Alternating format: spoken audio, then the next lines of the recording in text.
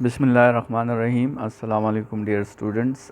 Lecture number 14 first year physics chapter 1 measurements, और इसमें हम प्रेसिजन एंड एक्यूरेसी के लॉन्ग क्वेश्चन को आगे प्रोसीड करेंगे।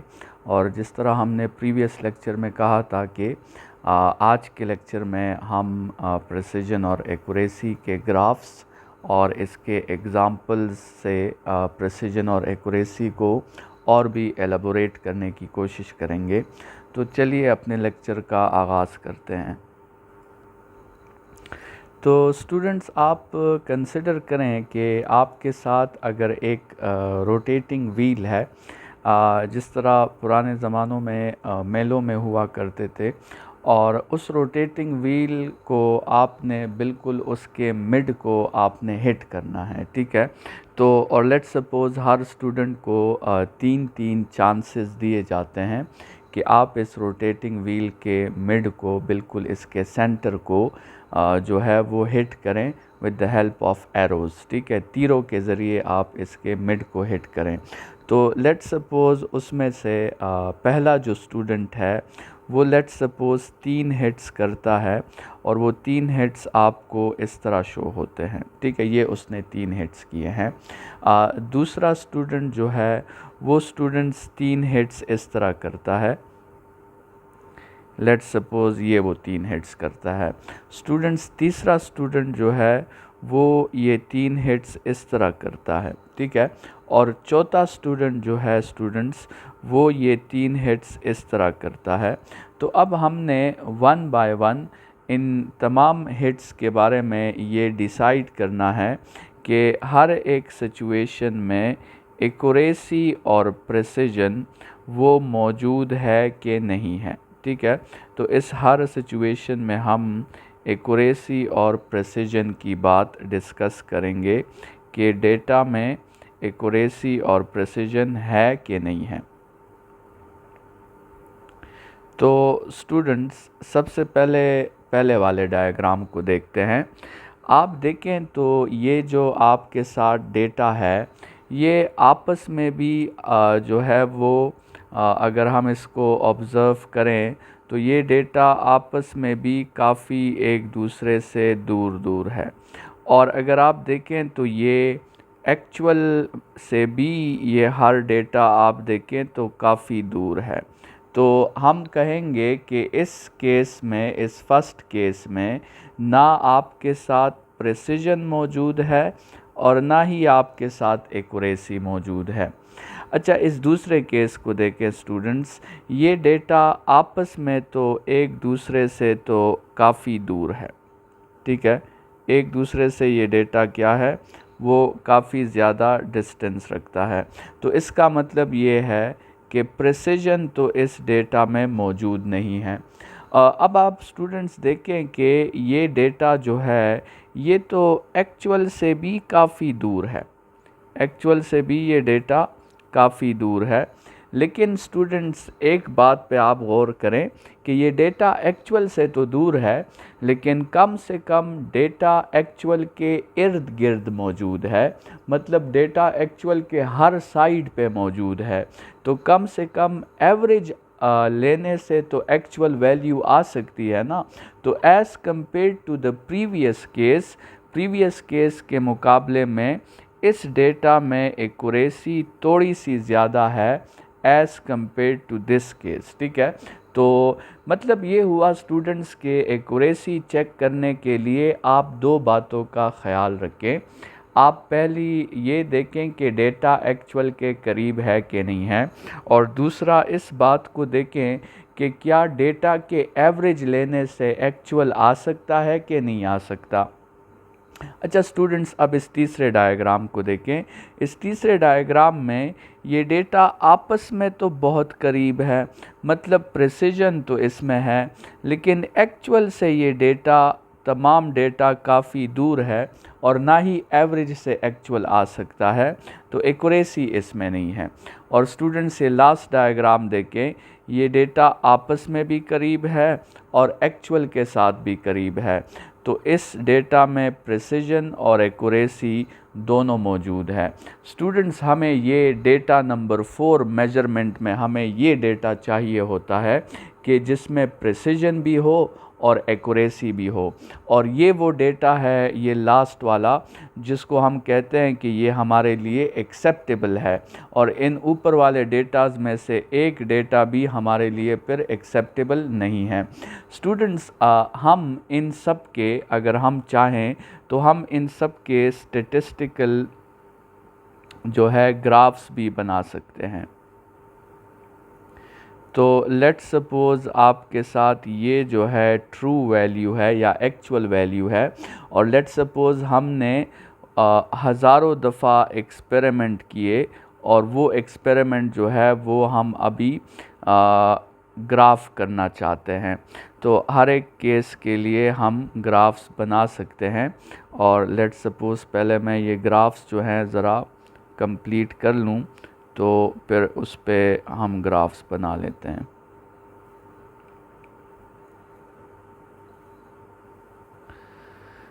तो ये आपके साथ जो है वाई एक्सिस और एक्स एक्सिस तो हमने ड्रॉ कर लिए हैं। अब हम वन बाय वन इन पे ग्राफ्स बनाते हैं। स्टूडेंट्स, ये पहला डेटा जिसमें प्रिसिजन भी नहीं है और एक्यूरेसी भी नहीं है, ये डेटा हम इस तरह ड्रॉ करेंगे, इस तरह। मतलब डेटा की जो स्प्रेड है आपस में वो भी काफ़ी ज़्यादा है, मतलब प्रिसिजन नहीं है, और डेटा का एवरेज जो है वो भी ट्रू वैल्यू पे नहीं बन रहा, मतलब एक्यूरेसी भी नहीं है। अच्छा, इस दूसरे डायग्राम को देखें, एक्यूरेसी है लेकिन प्रिसिजन नहीं है। तो स्टूडेंट्स, इसको हम ऐसे ड्रॉ करेंगे,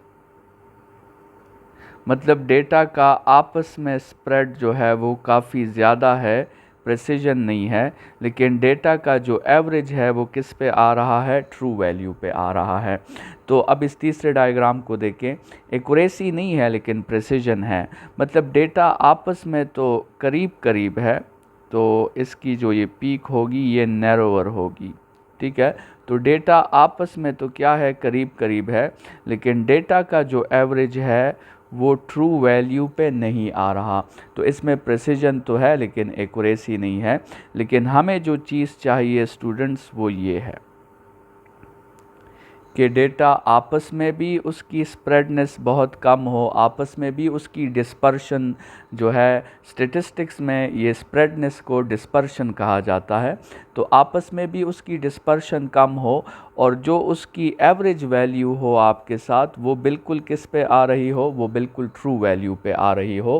तो ऐसे डेटा को हम एक्सेप्ट करते हैं फ़िज़िक्स में मेजरमेंट्स के लिहाज से। तो स्टूडेंट्स, हमने एक ग्राफिकल व्यू देखा प्रिसिजन और एक्यूरेसी के हवाले से, और हमने उसकी स्टेटिस्टिकल ग्राफ्स भी बना ली, ठीक है। अच्छा, अब हम स्टूडेंट्स एक एग्ज़ाम्पल लेते हैं, और उसमें हम देखते हैं कि प्रिसिजन और एक्यूरेसी कैसे फाइंड की जाती है। तो मिसाल के तौर पे स्टूडेंट्स, एक बंदे से कहा गया कि आप एक रॉड है, उस रॉड की मेजरमेंट लें, ठीक है, और उस बंदे ने उस रॉड की मेजरमेंट ली L1 plus minus delta L1, और वो रॉड की मेजरमेंट उसने ले ली 10 सेंटीमीटर प्लस माइनस 0.1 सेंटीमीटर, ठीक है स्टूडेंट्स। और 0.1 सेंटीमीटर का मतलब ये है कि ये जो आपके साथ इस डिवाइस का लीस्ट काउंट है, इस डिवाइस का, वो कितना है, वो 0.1 सेंटीमीटर है या 1 मिलीमीटर है। और स्टूडेंट्स, एक दूसरे बंदे से कहा गया कि आप मिसाल के तौर पे पेशावर और इस्लामाबाद का डिस्टेंस फाइंड करें। तो उसने भी उसकी मेजरमेंट कर ली L2 plus minus delta L2, और उसने मेजरमेंट कर ली 200 किलोमीटर्स प्लस माइनस 1 किलोमीटर, ठीक है। अब उसने जिस डिवाइस से मेजरमेंट की थी उसका लीस्ट काउंट क्या था, वो 1 किलोमीटर था। अब आपसे क्वेश्चन किया गया इन दोनों रीडिंग्स में कि इन दोनों रीडिंग्स में आपके साथ प्रिसाइज वो कौन सी है, प्रिसाइज मेजरमेंट्स इनमें कौन सी है, और फिर आपसे क्वेश्चन किया गया कि इन दोनों रीडिंग्स में आपके साथ एक्यूरेट रीडिंग कौन सी है, प्रिसाइज रीडिंग कौन सी है और एक्यूरेट रीडिंग कौन सी है। तो स्टूडेंट्स, प्रेसिजन के लिए अगर आप अपने प्रीवियस लेक्चर को देखें तो प्रेसिजन के लिए हम किसे देखते हैं, हम एब्सोल्यूट अनसर्टिनिटी को देखते हैं, या सिंपली हम किसे देखते हैं, हम लीस्ट काउंट को देखते हैं। और जिसका लीस्ट काउंट छोटा होता है उसकी प्रेसिजन ज़्यादा होती है। ठीक है, तो अब ज़रा इन दोनों मेजरमेंट्स को देखें। स्टूडेंट्स, प्रेसिजन के लिए आपने मेजरमेंट को देखना ही नहीं है, प्रेसिजन के लिए आपने सिर्फ दोनों डिवाइसेस के लीस्ट काउंट्स को देखना है। और इसीलिए तो हमने कहा था कि प्रेसिजन जो है वो डिवाइस प्रॉपर्टी है। तो स्टूडेंट्स, यहाँ पे आपको अंदाज़ा हो गया होगा कि जो लीस्ट काउंट है किस मेजरमेंट की, L1 के मेजरमेंट की, वो बहुत ज़्यादा स्मॉल है as compare to least count किस मेजरमेंट की, L2 के मेजरमेंट की। तो एक्यूरेसी प्रेसिजन किस में ज़्यादा होगी, प्रेसिजन जो होगी स्टूडेंट्स, ये L1 वाली रीडिंग की प्रेसिजन ज़्यादा होगी एज़ कम्पेयर टू L2 वाली रीडिंग की। तो इसका मतलब ये हुआ कि प्रेसिजन के लिए हम सिर्फ जो है लीस्ट काउंट को देखते हैं। अब स्टूडेंट्स, एक्यूरेसी को फाइंड करने के लिए कि किसकी एक्यूरेसी ज़्यादा है किसकी एक्यूरेसी कम है, तो एक्यूरेसी तो हमें पता है कि एक्यूरेसी तो इन्वर्सली प्रोपोर्शनल होती है फ्रैक्शनल अनसर्टेनिटी को। तो एक्यूरेसी को फाइंड करने के लिए तो हमें दोनों मेजरमेंट्स की फ्रैक्शनल अनसर्टेनिटी फाइंड करनी होगी, और फ्रैक्शनल अनसर्टेनिटी की वैल्यू होती है least count divided by measured value.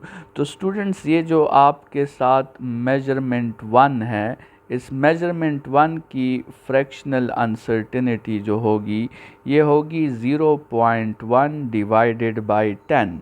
और ये जो आपके साथ मेजरमेंट 2 है, मेजरमेंट 2 की जो फ्रैक्शनल अनसर्टेनिटी होगी वो होगी 1 डिवाइडेड बाय 200। तो स्टूडेंट्स, इससे 0.01 आता है और इससे 0.005 आता है। तो अब स्टूडेंट्स, आप बताएं कि किस मेजरमेंट की फ्रैक्शनल अनसर्टेनिटी कम है। तो आप क्लियरली चूज़ कर लेंगे कि ये जो वैल्यू है ये आपके साथ स्मॉल वैल्यू है।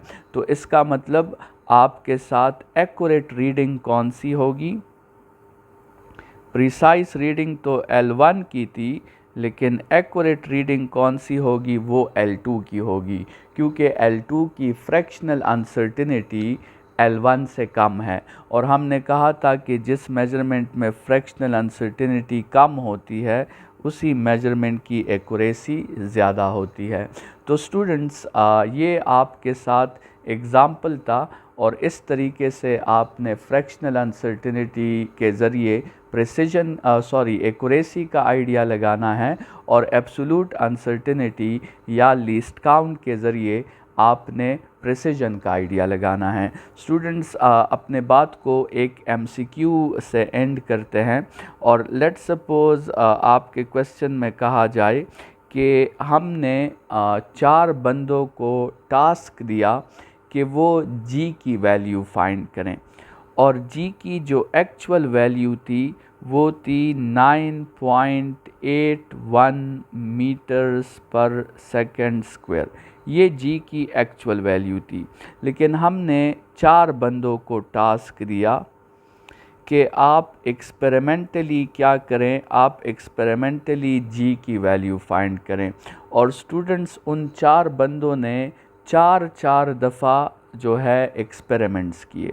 तो ऑप्शन ए जो है स्टूडेंट नंबर ए, उसने जो 4 दफ़ा एक्सपेरिमेंट्स किए वो मैं लिख रहा हूँ 6.82, 7.36, 5.12 और 8.39। ये आपके साथ पर्सन ए ने 4 दफ़ा एक्सपेरिमेंट्स किए। अच्छा, अब पर्सन बी ने जो 4 दफ़ा एक्सपेरिमेंट किए स्टूडेंट्स, वो कौन से थे वो ज़रा देखें। 6.83, 6.84, 6.81, 6.85, ये पर्सन बी के एक्सपेरिमेंट्स थे। और पर्सन सी के एक्सपेरिमेंट्स वो भी मैं लिख देता हूँ 4 दफ़ा। वो क्या क्या थे स्टूडेंट्स? वो थे 9.83, 9.82, 9.80 और 8.99, सॉरी 8.99 नहीं, 9.79, ठीक है। ये थर्ड पर्सन की रीडिंग्स थी। और ऑप्शन डेल्टा भी मैं लिख लेता हूँ। ऑप्शन डेल्टा है 6.83, 7.96, 10.31 और 12.53, ठीक है। और स्टूडेंट्स, आपसे क्वेश्चन में कहा गया है कि इन रीडिंग्स में वो रीडिंग्स बताएं जिसमें प्रेसिजन भी ज़्यादा हो और एक्यूरेसी भी ज़्यादा हो। वो कौन सी रीडिंग है? तो स्टूडेंट्स, इस पूरे टॉपिक को समझने के बाद मेरे ख़्याल में आप जो है वो क्लियर आंसर चूज़ कर पाएंगे। और वो क्लियर आंसर आपके साथ कौन सा होगा? वो चार्ली ऑप्शन होगा। क्योंकि चार्ली ऑप्शन आप देखें, ये आपस में भी बहुत करीब है और ये एक्चुअल के भी बहुत करीब है। तो इसमें प्रेसिजन भी है और एक्यूरेसी भी है।